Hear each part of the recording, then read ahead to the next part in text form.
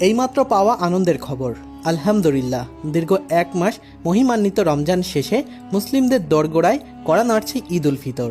আর সেই ঈদ উল ফিতরকে কেন্দ্র করে এবার বিশাল বড় একটি ঘোষণা দিল সৌদি সরকার এবং তাদের চাঁদ দেখার কমিটি, যা শুনে পুরো মুসলিম দেশে খুশির বন্যা বয়ে গেল। এবং বিশেষ করে বাংলাদেশ, ভারত, পাকিস্তান সহ অসংখ্য দেশের মানুষজন এই ঘোষণার জন্য বিশেষ অপেক্ষায় বসেছিল। আজ দীর্ঘ প্রতীক্ষার পর সৌদি আরব সরকার তাদের চাঁদ দেখার কমিটির মাধ্যমে সেই সুসংবাদটি ঘোষণা করল। তবে এখন প্রশ্ন হচ্ছে, সৌদি সরকার এবং তাদের চাঁদ দেখার কমিটি এমন কি গুরুত্বপূর্ণ তথ্য দিল ঈদের চাঁদকে কেন্দ্র করে? বিস্তারিত জানতে ভিডিওটি শেষ পর্যন্ত দেখতে থাকুন। বন্ধুরা, প্রত্যেক বছরের ন্যায় এবছরও 2025 সালে এসে বাংলাদেশ, ভারত, পাকিস্তান সহ অসংখ্য মুসলিম দেশ সৌদি আরবের দিকে মুখ তুলে রয়েছে।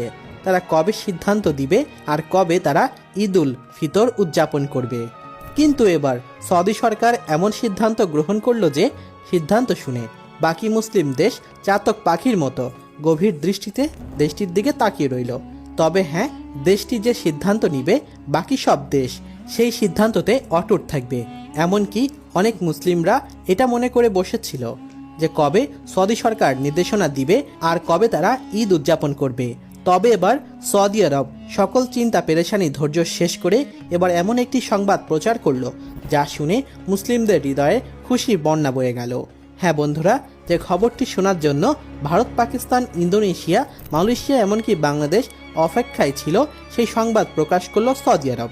বন্ধুরা, আমরা সকলেই জানি সৌদি আরব সহ তার আশেপাশের দেশগুলো বাংলাদেশ, ভারত, পাকিস্তান থেকে একদিন আগে ঈদ উদযাপন করে থাকে।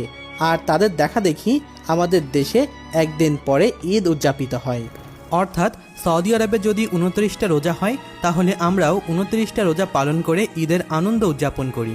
বিশেষ করে দক্ষিণ এশিয়ার দেশগুলোর মুসলমানরা সৌদির চাঁদ দেখা গেলে তারা অনেকটা নিশ্চিত হয়ে যান যে পরের দিন তাদের দেশে ঈদ।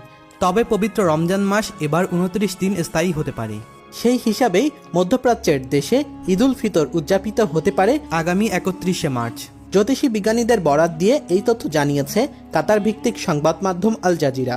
তবে বাংলাদেশের আবহাওয়া দপ্তর থেকে বলা হয়েছে এবছর বাংলাদেশের রমজান মাস 29 দিনের হতে পারে। তবে পাকিস্তানের আবহাওয়া অফিস জানিয়েছে এবার ইন্দোনেশিয়ায় নাকি রোজা হবে 29টি হতে পারে, এমনটাই ধারণা করছেন।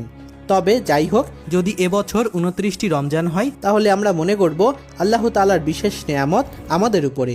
আলহামদুলিল্লাহ।